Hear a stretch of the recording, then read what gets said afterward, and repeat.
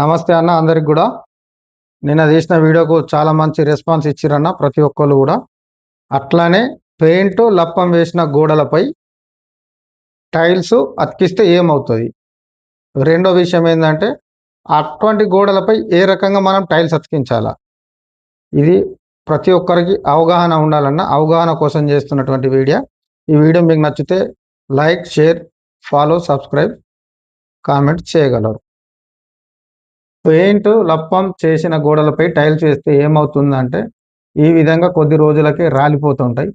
అట్లా రాలిపోకుండా ఉండాలనంటే మనం మొదలు పాత గోడలపై ఉన్నటువంటి ప్లాస్టరింగ్ను చిప్పింగ్ చేసుకొని మొత్తం తీసేసి, టోటల్గా మొత్తం మనం ఎంత అయితే అనుకుంటున్నామో ఆ గోడ మందం మొత్తం చిప్పింగ్ చేసేసి తీసేయాలా. తీసేసిన తర్వాత కొత్తగా ప్లాస్టరింగ్ చేసుకోవాలా. ప్లాస్టరింగ్ చేసుకున్న తర్వాత ఈ విధంగా ప్లాస్టరింగ్ మీద గీతలు పెట్టుకుంటే, కొత్తగా ప్లాస్టరింగ్ మీద టైల్స్ అతికించడం మూలన నీట్గా గట్టిగా అతుక్కుంటే లెవెల్ కూడా మంచిగా వస్తుంది.